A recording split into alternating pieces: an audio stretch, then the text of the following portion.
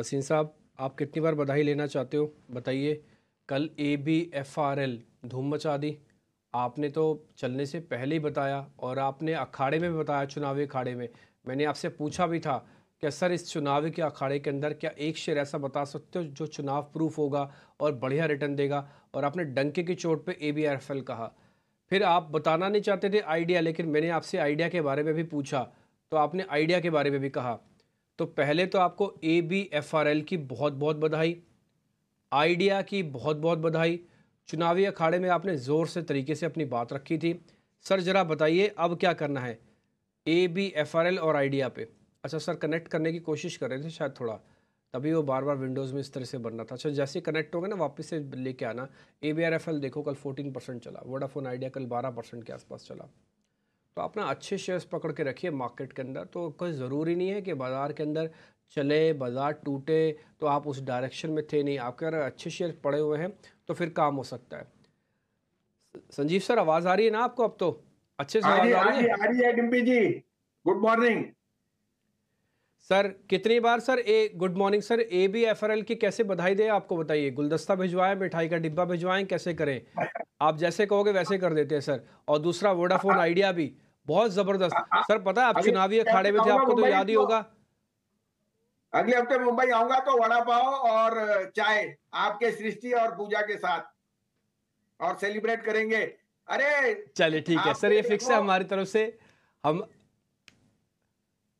ये देखो आप इन्वेस्टर जो ईटी स्वदेश देख रहे हैं रोज मुझे फोन करता है। मेरे को 10 फोन आए जब मार्केट घटी, 10 नहीं 20 फोन आए। सर क्या लिया जाए, और वो भी छोटे शहरों से। मुंबई से कोई नहीं फोन करता, मुंबई वाले बहुत सियाने हैं। लेकिन बाहर छोटे शहरों से फोन आए, उनको यही कहा ABFRL और आइडिया ले लेना, पैसा ही पैसा है। और कल भगवान ने देख लिया, 17% एक बढ़ा, 15% एक। इसे कहते हैं ईटी स्वदेश, इसे कहते हैं संजीव भसीन, और इसे कहते हैं डिम्पी सृष्टि और पूजा। हाँ, thank you very much sir, बहुत ही बढ़िया। सर ये तो आ गया प्रॉफिट, जरा इनके बारे में और भी बता दीजिए। अभी क्या करना भी और चलेंगे क्या ये, और फिर नए शेयर्स भी दे दो अपने सर। देखो डिम्पी जी, पहली बात तो ये है, मार्केट में मेरे को लगता है शॉर्ट टर्म टॉप जरूर बन गया है। लेकिन ट्रेडिंग रैलीज आएंगी और जाएंगी। एफआईज अभी भी थोड़ा सा फेर बदल देखेंगी। आपने कल देखा, आपको लीवर 2200 रुपए पे कहता था, मेरे को भी नहीं पता था 2700 इतनी जल्दी होएगा। कुछ कहेंगे कि एफएमसीजी महंगा है, कुछ कहेंगे, लेकिन मुझे लगता है रूरल इनकम बढ़ेंगी। मेरा टॉप पिक वहां बाटा है, जो बाटा मेरे को आउट परफॉर्म करेगा। I am also bullish on Marico and Nestle, but वो एक कॉन्स्टिट्यूएंट है। देखिए मुझे अभी भी लगता है मार्केट में मोमेंटम है, लेकिन मे बी इंडेक्स थोड़ा सा रेंज हो। अब मैं आपको 3 इंडेक्स के स्टॉक्स बताऊंगा जो मेरे को बहुत बढ़िया लगते हैं। ABFRL और आइडिया तो अभी शुरुआत है, अभी तो बैठे रहिए, आपको बहुत अच्छा टाइम आएगा इसमें। मगर don't get perturb by little volatility. New high जो मार रहे हैं आइडिया में, तो 18 के ऊपर ही चाल आएगी। आज 5G की ऑप्शन आ रही है न्यू वाली, और उनका जो 5G में एक्सपेंशन है वो बहुत स्ट्रांग है। साथ में AGR ड्यूज में अगर उनको जो एक्सपेक्टेड है रिलीफ मिल गया तो आइसिंग ऑन द केक है। लेकिन डिम्पी जी आज आप देखिए, HDFC लाइफ ने 3 lakh crore on AUM cross कर दिया। अब ये तो म्यूचुअल फंड से भी ज्यादा बेटर आपको परफॉर्मेंस दे रहा है। And with that there is ULIP insurance life. मुझे लगता है ये एक portfolio stock for the next 30 years है। आप सब पूछते हैं भाई 5 साल का शेयर बताइए, 5 साल का नहीं 30 साल का शेयर बता रहा हूं। ऐसे पेडिग्री इंश्योरेंस कंपनीज आपको मिलेंगे नहीं। इनफैक्ट वॉरेन बफेट ने सबसे ज्यादा अपनी लेगेसी में वो इंश्योरेंस और री इंश्योरेंस में कमाया, बिकॉज ही सेज ये एक ऐसा बिजनेस है जो यूनिवर्सल है। एक सजेशन है 600 620 का टारगेट आना चाहिए। मुझे लगता है ये बहुत बढ़िया वैल्यू पिक है।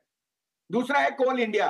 आज फिर merchant power prices have gone up. IEX ने कहा रिकॉर्ड टर्नओवर हुई है in the month of May. जैसे जैसे गर्मी बढ़ेगी उनका जो मर्चेंट सेल है 30% कोल इंडिया का, वो आपको आउट परफॉर्मेंस दिखाएगा। इस क्वार्टर में थर्मल पावर में, थर्मल कोल में रिकॉर्ड नंबर आएंगे। कोल इंडिया 515 का टारगेट, 440 का स्टॉप लॉस। स्टॉप लॉस थोड़ा नीचे क्यों है? क्योंकि मार्केट वॉलेटाइल है। और last but not least SAIL. देखिए मुझे लगता है steel prices are headed upwards, dollar is weak, China is coming back. SAIL is the largest exporter, 160-65 का टारगेट है, 136 का स्टॉप लॉस। बिल्कुल, तो काफ़ी बेहतरीन तरीके से डाइवर्सिफाई तरीके से यहाँ पर कॉल्स बताई गई हैं, एचडीएफसी लाइफ इंश्योरेंस स्पेस से है, फिर एक कोल इंडिया और उसके अलावा मेटल स्टॉक्स पर भी आप नज़र रखिए। हम थोड़ी देर पहले डिस्कस भी कर रहे थे इस पर, तो सेल भी एक अच्छा काउंटर है, इस पर भी आप नज़र रखिए। संजीव जी, एक सवाल और होगा। आपने आदित्य बिरला फैशन पर तो सलाह दी थी और काफ़ी हिट कॉल भी रही है, कंजम्पशन स्पेस से, कंज्यूमर शेयर से, क्योंकि अब ये थीम है जो आगे बोला जा रहा है कि अब यहाँ से चलना शुरू होगी।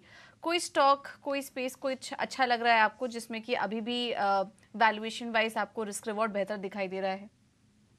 हाँ, तो पूजा, मैंने 2200 रुपए पे बहुत जोर से कहा था लीवर जाएगा 2700 रुपए, वो हो भी गया है ये तो। लेकिन अभी भी मुझे मैरिको नेस्लो की बास्केट अच्छी लगती है, लेकिन मेरा आउट परफॉर्मर वहां बाटा है। देखिए, रूरल इनकम जैसे बढ़ेंगी बरसात के साथ, फुटवेयर इज यूनिवर्सल और सब जाएंगे for a branded play. Branded play में कॉन्ट्रैक्ट मैन्युफैक्चरर है बाटा, उसने सारी अपनी जो सेल्स है, आउटलेट तो सही है लेकिन उन्होंने मैन्युफैक्चरिंग सब कॉन्ट्रैक्ट पे दे रखी है, कॉस्ट भी बचती है। और बाटा इज वन स्टॉक जो यहाँ से मुझे 2000 का भाव दिखता है और मैं कहता हूँ हर एक के पोर्टफोलियो में होना चाहिए। इसने काफी अच्छी करेक्शन देख ली, लेकिन on the back of rural income, on the back of footwear and on the back of the brand, ये एक शेयर आउट परफॉर्मर हो सकता है। तो बाटा इंडिया।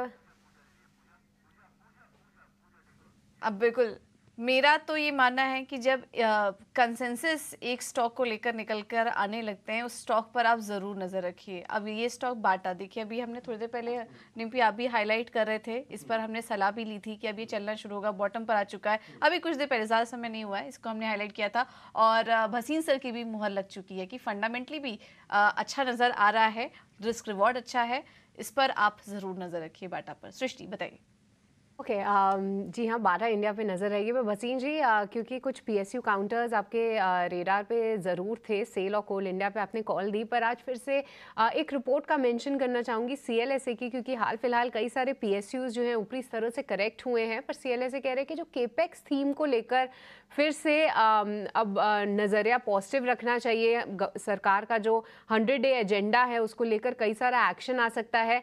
क्या केपेक्स थीम से रिलेटेड कुछ काउंटर्स जैसे कि बीएचईएल, इन सबसे अभी दूर रहना चाहिए, वॉलेटिलिटी यहाँ पे रह सकती है, या फिर कुछ टॉपिक्स रहेंगी जहाँ पे निचले स्तरों में बाइंग की भी रणनीति अपना सकते हैं? देखिए, दो शेयर कहूंगा। एक तो लार्सन एंड टूब्रो, वो तो कोई भी आए कैपेक्स में, जिस तरह से उसका हाइड्रोकार्बन और इलेक्ट्रिकल और इंजीनियरिंग में प्रेजेंस है, उसका रीड रिवर्सिबल है। दूसरा एक छोटा शेयर कहूंगा, हिंदुस्तान कंस्ट्रक्शन। अब आपको और बता दूं, शरद पवार जी वापस आ गए हैं और जो लवासा में जो उनकी उन्होंने एक स्पेशल प्रोविजन व्हीकल बना दिया है, एचसीसी में उनका काफी स्टेक समझा जाता है। और मुझे लगता है एचसीसी जिस तरह से न्यू अवतार में आया है, they have 38% share of all power, hydro, nuclear, सब कॉन्ट्रैक्ट। आपके जितने ब्रिजेस हैं, फ्लाईओवर्स हैं, वो एचसीसी है। पार एक्सेलेंट कॉन्ट्रैक्ट मैन्युफैक्चरर। ओवरलैप था जो उन्होंने एसपीबी 6500 की बना दी फॉर लवासा। लेकिन अगर सरकार, जैसे मैंने कहा आपको, पॉलिटिकली ये महाराष्ट्र में जो चेंज आया है, ये बहुत पॉजिटिव है। अगर कोई डार्क हॉर्स है तो एचसीसी है। कंस्ट्रक्शन कैपेक्स प्ले भी है और एग्जीक्यूशन में भी है। ये शेयर यहाँ से 70 रुपए भी हो जाए इस साल में तो मुझे कोई दो अचंबा नहीं होगा। क्या भसीन जी अपनी